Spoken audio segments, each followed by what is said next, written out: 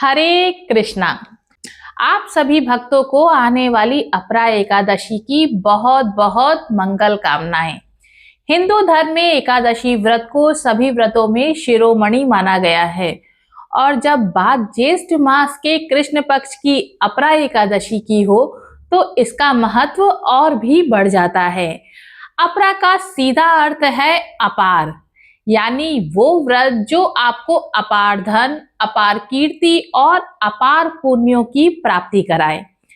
आज के इस विशेष वीडियो में मैं आपके साथ इस एकादशी से जुड़ी छोटी बड़ी जानकारी साझा करूंगी ताकि आपके मन में कोई संशय ना रहे। सबसे पहले एक बहुत जरूरी बात जो आप सभी को जाननी चाहिए, साल 2026 का यह ज्येष्ठ का महीना सामान्य नहीं है। इस बार ज्येष्ठ के साथ अधिक मास यानी मलमास का संयोग जुड़ रहा है। इसका मतलब है कि इस बार ज्येष्ठ का महीना पूरे 60 दिनों तक होने वाला है। इस वजह से ज्येष्ठ के इन 2 महीनों में कुल 4 एकादशियां आएंगी। पहली अपरा एकादशी, फिर निर्जला एकादशी, उसके बाद अधिक मास की पद्मनी और परम एकादशी। इसलिए इस बार का पुण्य कमाने का अवसर भी 2 गुना है।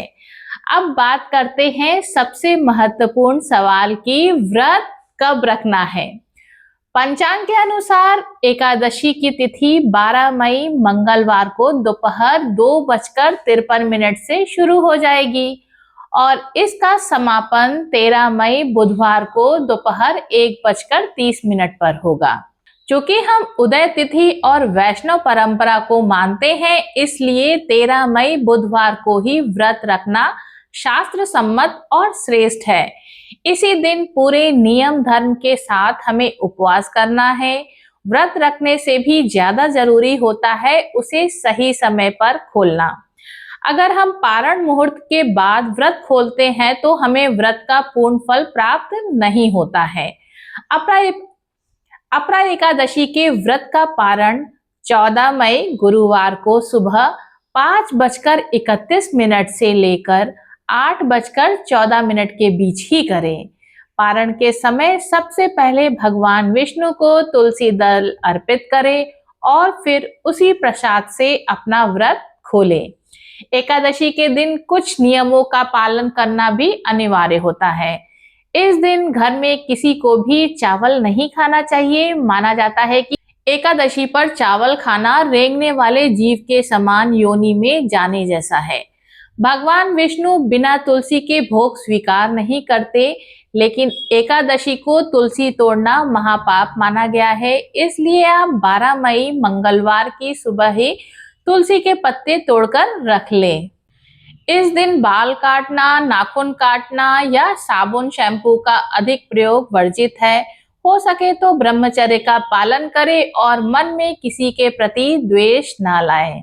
इस वीडियो में मैं आपको कुछ नया भी बताना चाहती हूँ जो आप इस एकादशी पर कर सकते हैं।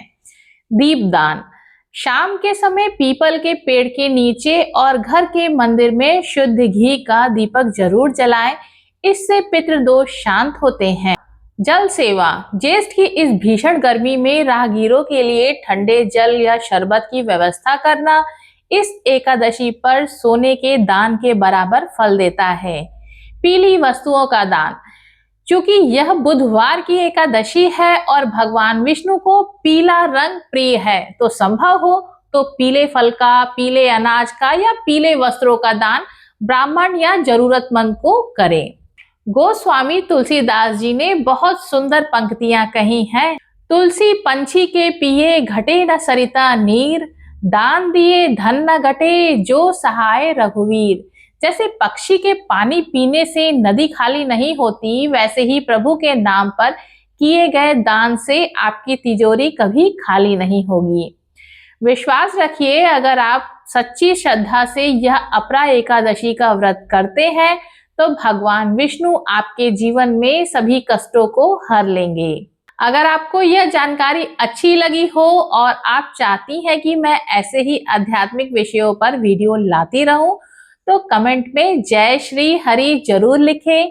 वीडियो को लाइक करें और अपने परिवार के साथ शेयर करना ना भूलें। मिलते हैं अगले वीडियो में, तब तक के लिए हरे कृष्णा।